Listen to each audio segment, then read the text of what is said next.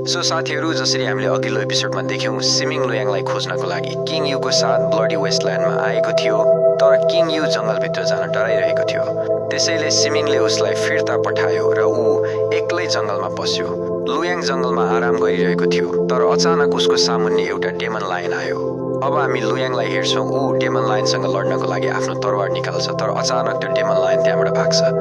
यसले लुयाङलाई धेरै आश्चर्यचकित बनाउँछ। उसले आफ्नो वरिपरि हेर्छ, कतै कुनै ठूलो दानव त यहाँ आएको छैन, तर त्यहाँ अरू कुनै दानव थिएन। त्यसपछि लुयाङ अगाडि बढ्छ। ऊ सोच्छ कि यी सबै बिस्टहरू इभिल स्पिरिट्सको इशारामा नाच्छन्, तर यिनीहरू किन यति अनौठो तरिकाले व्यवहार गरिरहेका छन् र आखिरमा यिनीहरू किन मदेखि टाढा भागिरहेका छन्? के उनीहरू मदेखि डराएका हुन्? तर मसँग यस्तो कुनै शक्ति छैन जसले गर्दा यी जन्तुहरू डराएर भाग्न सकोस्। आखिर यो सब भइरहेको के हो? त्यसपछि हामी सिमिङलाई देख्छौं। धेरै डेमन बिस्टहरूले उसलाई घेरेका थिए र ऊ ती डेमन बिस्टहरूसँग लडिरहेको थियो। ऊ सोच्छ कि यहाँ पक्कै केही गलत छ। किङ युले मलाई बताएको थियो कि लुयाङ सोर्ड बडी रियलमको मध्य स्तरमा छ, तर यस क्षेत्रका सबै जन्तुहरू सोर्ड प्यालेस स्तरमा छन्। म जंगलमा जति अगाडि गइरहेको छु, यी जन्तुहरू त्यति नै बलियो हुँदै गइरहेका छन्। अहिलेसम्म मलाई यहाँ यस्तो कुनै चीज मिलेको छैन जसले लुयाङ मरेको होस् भन्ने संकेत मिलोस्। यसको मतलब ऊ अझै जिउँदो हुन सक्छ। तर यो कसरी सम्भव छ? तभी एउटा जन्तु सिमिङमाथि हमला गर्छ, तर ऊ त्यसको हमलाबाट बच्छ। ऊ सोच्छ कि यदि मैले यी जन्तुहरूसँग लडेँ भने यिनीहरूलाई मार्न मलाई धेरै समय लाग्नेछ। यसभन्दा राम्रो म लुयाङलाई खोजौँ। सिमिङ एउटा रुखमा चढेर आफ्नो तरवारलाई राखेर लुयाङलाई खोज्न थाल्छ। सोर्ड किङको भेट। फेरि हामी लुयाङलाई देख्छौँ।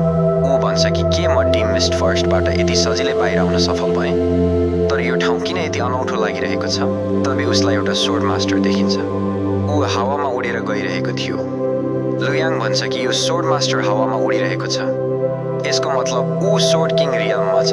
तर सोर्ड किङहरू धेरै महान हुन्छन्। आखिर उनी यहाँ के गरिरहेका छन्? लुयाङ एउटा पहाडमा गएर हेर्छ। उसलाई त्यहाँ एउटा केटा देखिन्छ। ऊ त्यहाँ बसेर कल्टिभेसन गरिरहेको थियो। उसको नाम लिजुए थियो र उसको साथमा ब्लड गोल्ड सोर्ड थियो। लिजुएले लुयाङलाई देख्छ। ऊ भन्छ कि यो त सोर्ड बडी रियलममा छ, तर यो ब्लडी वेस्टल्यान्डमा के गरिरहेको छ? उसले लुयाङलाई सोध्छ कि तिमी यहाँभित्र कसरी आयो? लुयाङले उसलाई आफ्नो नाम बताउँछ। ऊ भन्छ कि केही मानिसहरू मलाई मार्नको लागि मेरो पिछा गरिरहेका थिए। उनीहरूबाट बच्नको लागि म डिम मिस्ट फरेस्टमा आएँ। के तपाईँ मलाई बताउन सक्नुहुन्छ कि यहाँबाट बाहिर निस्कनको लागि मलाई कुन दिशामा जानुपर्छ?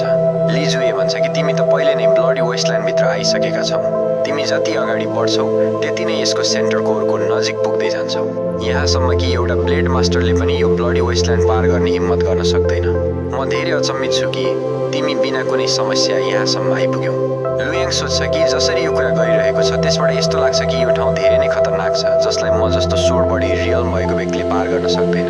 लुयाङले जुएसँग भन्छ कि म यो ठाउँबाट बाहिर निस्कन चाहन्छु। के तपाईँ मलाई मद्दत गर्न सक्नुहुन्छ र मलाई बताउन सक्नुहुन्छ कि म यहाँबाट कसरी बाहिर जान्छु? लिजुए भन्छ कि यदि तिमी बिना कुनै समस्या यहाँसम्म आइपुगेका छौ भने यसको मतलब तिमी पक्कै एक विशेष मानिस हुनेछौ। म सोच्दैछु कि तिम्रो रगतको स्वाद कस्तो होला? के त्यसको स्वाद पनि ब्लड गोल्ड सोर्डको स्वाद जस्तै हुनेछ? यो सुनेर लुयाङ डराउँछ। उसलाई लिजुए नजिक ब्लड गोल्ड सोर्ड देखिन्छ। ऊ सोच्छ कि यो त 10 पौराणिक तरवारहरू मध्येको एक तरवार हो। लिजुए आफ्नो शक्तिले लुयाङलाई पक्रन्छ। ऊ उसलाई मार्नको लागि आफ्नो नजिक ल्याउन थाल्छ, तर तभी एउटा सोर्ड मास्टरले आफ्नो जादुई हातले लिजुएमाथि हमला गर्छ। तर लिजुए त्यो हमलाबाट बच्छ। तर त्यो हमलाको कारणले गर्दा लुयाङ लिजुएको जादुबाट छुट्छ। दुई पौराणिक तरवारधारीहरूको लडाईँ। त्यो सोर्ड मास्टर आउँछ। उसको नाम जियान बुस्वाङ थियो। उसको साथमा पनि पौराणिक क्रिस्टल लाइट सोर्ड थियो।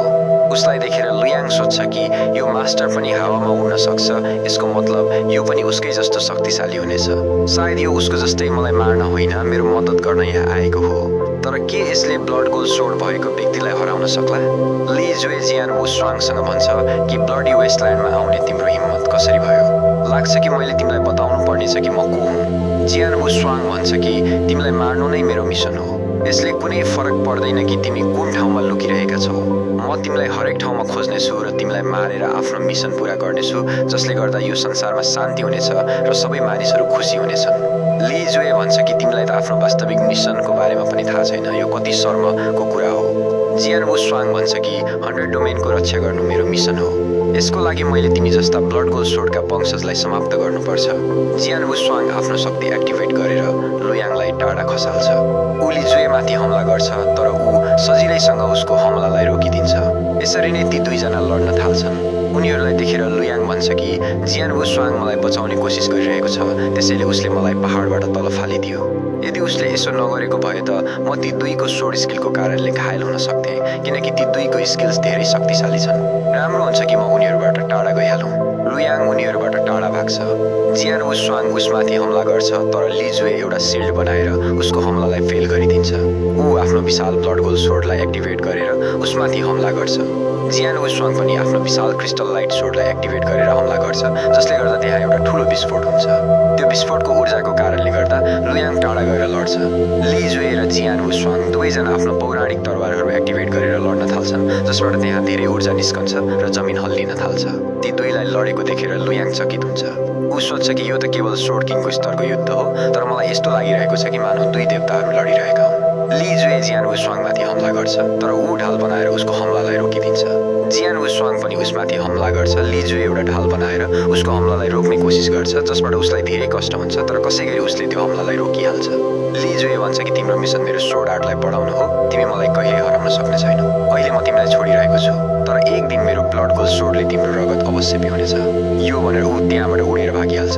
जियान वुसवाङलाई धेरै रिस उठ्छ। ऊ भन्छ कि तिमी कायर हौ। यदि तिम्रो भित्र हिम्मत छ भने फिर्ता आएर मसँग मुकाबला गर। यो भन्दै ऊ लिजुएको पिछा गइहाल्छ। उनीहरूलाई देखेर लुयाङ भन्छ कि मैले आजसम्म भेटेका मानिसहरूमध्ये ती दुईजना सबैभन्दा बलिया सोर्ड मास्टर हुन्। उनीहरूको सामुन्ने म एउटा कमिला पनि छैन। तर यदि भविष्यमा म सोर्ड किङ बन्यो भने म त्यो कमिने लिजुएलाई पाठ सिकाउनेछु। तबी सिमिङ त्यहाँ आइपुग्छ। उसलाई देखेर लुयाङ आफ्नो तरवार लिएर तयार हुन्छ। ऊ सोध्छ कि तिमी को हौ र मेरो नाम कसरी जान्छौ। सिमिङ भन्छ कि तिमी ब्लडी वेस्टल्यान्डमा धेरै भित्र आइसकेका छौ र यो ठाउँ धेरै खतरनाक छ। हामीले पहिले यहाँबाट बाहिर निस्कनु पर्छ, त्यसपछि म तिमीलाई सबै कुरा बताइदिनेछु। यो कुरा सुनेर लुयाङ आफ्नो तरवार तल गरिदिन्छ। यसका साथै यो एपिसोड यही समाप्त हुन्छ।